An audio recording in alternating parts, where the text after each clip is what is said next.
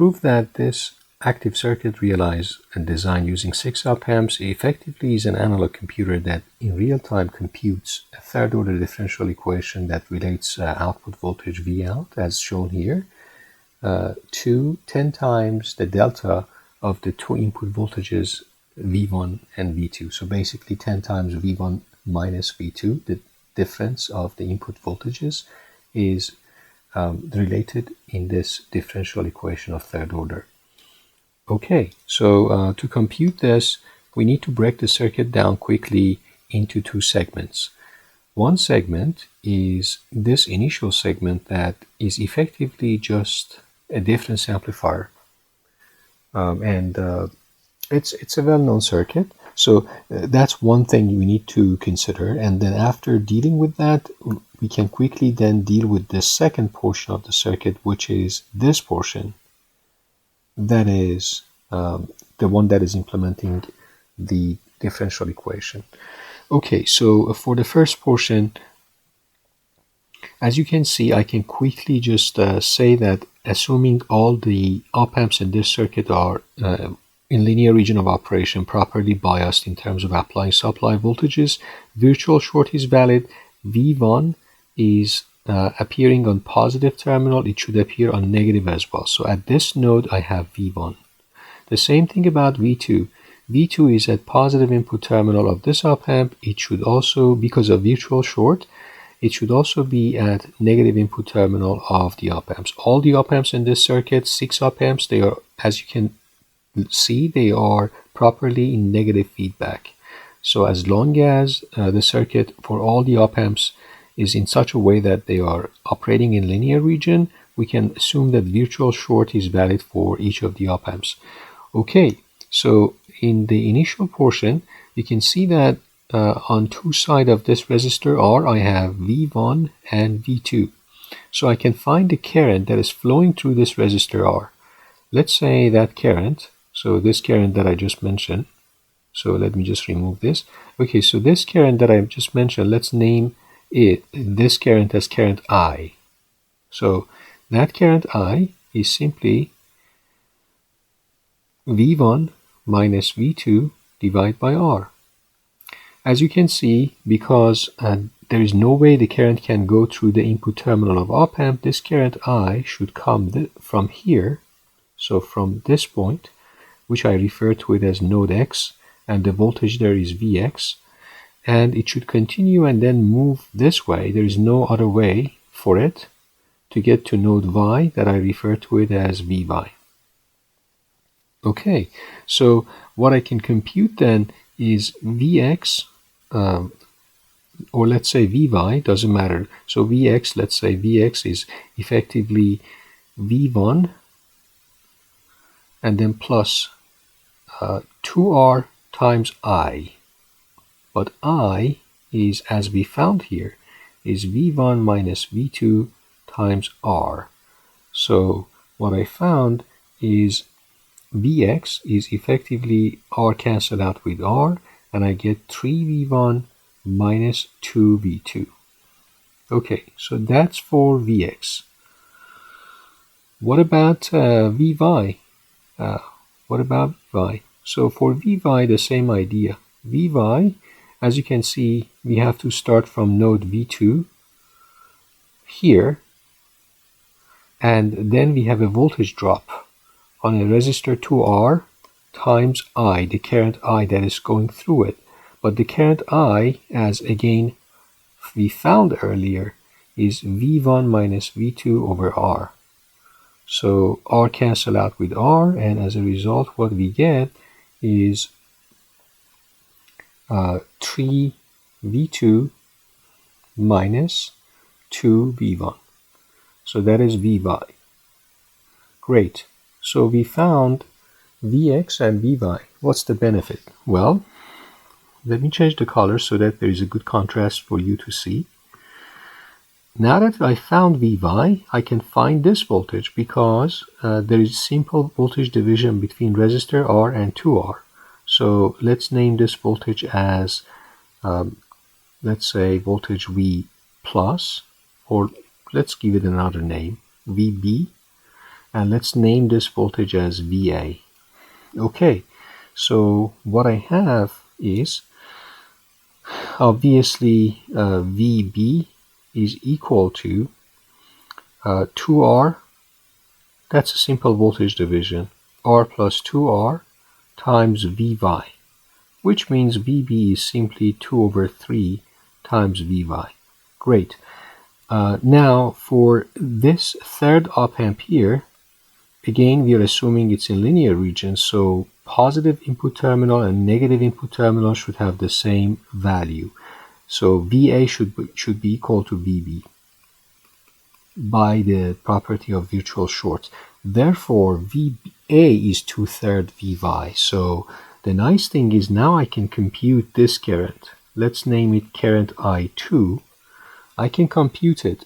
So for current I2, I can write this way. Let me just do it here. So for current I2, let me change also the color so that you can see what I'm writing. So for current I2, I can say I2 is equal to, so it's Vx, so it's Vx minus Va divided by R. So is Vx minus Va divided by R. Okay, so let's just substitute. Vx, we just found it here. So it's 3V1 minus 2V2. And VA is equal to VB, but we just found VB as well, which is 2/3 of VY. So we can keep it that way, but let's just substitute. So this is Vx, and VA is VB, which is 2/3 VY. Maybe we keep it for now as VY, but at some point we have to substitute that. But let's proceed no matter what. So 2/3 VY, and this is VY. So 2/3 times 3V2 minus 2V1, and then divide by R. Divide by R. Okay, so what's the benefit here? Well, the benefit is you can simplify this if you want. It becomes, just for the sake of the record. So what we have here effectively is, let me just quickly compute. So 3V1 plus 4 over 3, so it becomes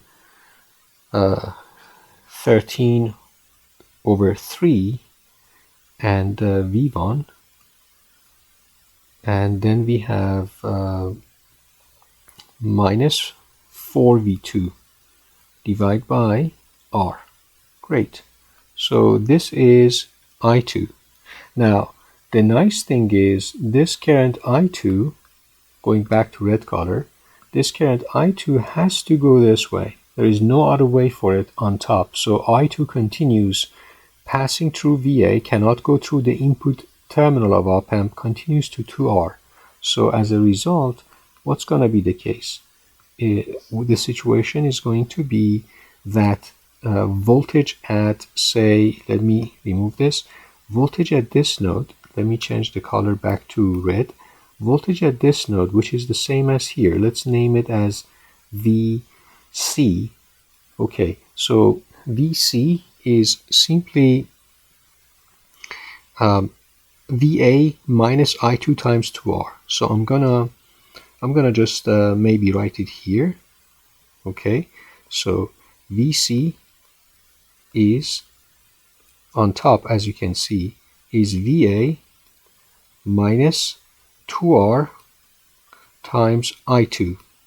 So let's just substitute VA and VB, the same thing. So I have 2/3 VY, or I can actually just start from Vx, doesn't matter. But maybe I can do it this way. I can say this, what I can say is I can say this VC is Vx minus 3R times I2 is the same thing. So Vx, we just know it from here, is 3V1 minus 2V2. And then we have minus 3R, and then just use this outcome here. So put R there, okay? And then we have 13 over 3 V1, and then we have minus 4 V2. Great.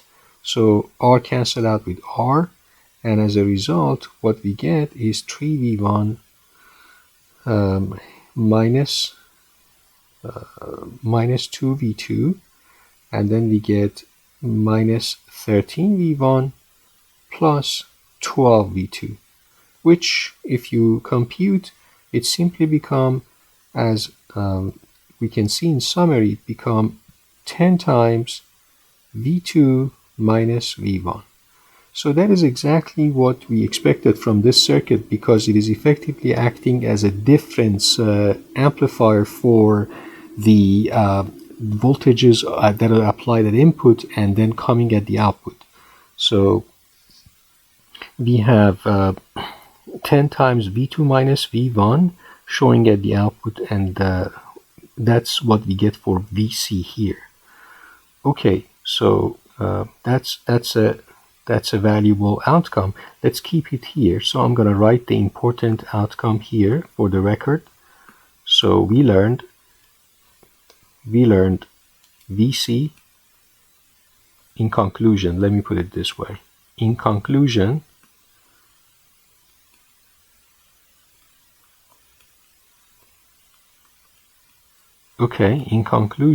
we learned that VC is equal to 10 times V2 minus V1.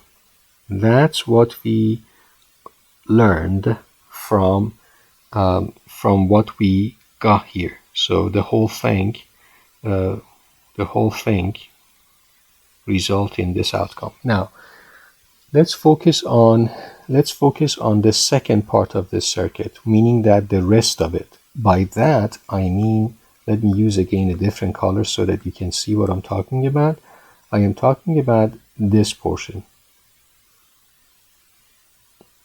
because we can assume that VC is the input to this circuit, and then we can write what is happening here. So in this circuit, we have VC at input, and then we have V out as another input via the feedback resistor R in the circuit. So, but we are making the assumption that the three op amps, op amp number 4, 5, 6, 4, 5, and 6, in this second portion of the circuit, we are also assuming these op amps, which are in negative feedback modes, they are also in linear region, so not saturated, properly biased. So virtual short should be valid. So if you have 0 volt here, 0 should be here as well. So for all of them, since positive input terminal connected to ground, negative terminal is also 0 volt. Okay, so the rest of it is easy. We can see that effectively for that second portion, the circuit looks like this. The circuit effectively looks like, I'm gonna just quickly write it. So you have R, you have VC, and then you have via this R, you have V out connected, and then we have this connection. I am going to show it this way. So we have a cap C, and we have a resistor that is 0.25 R, and we have the negative feedback and negative input terminal, and then positive is connected to ground. And then we have the next op amp, which is this op amp,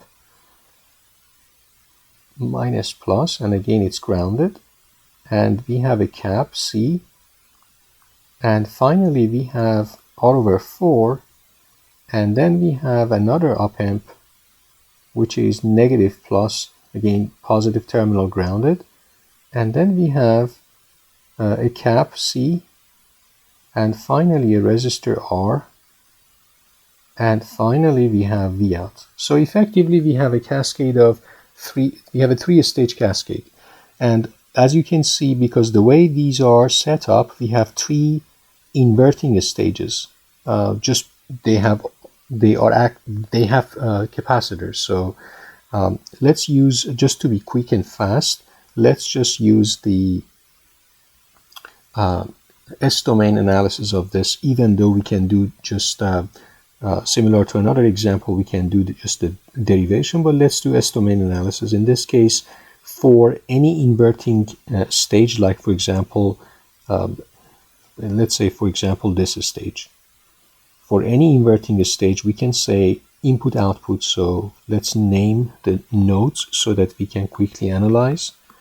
Let's name the nodes. This node is, let's put a name, VE. This node is VF. Okay, so I can say for each of these inputs, we can just say basically VC times the parallel of these two impedances divided by R.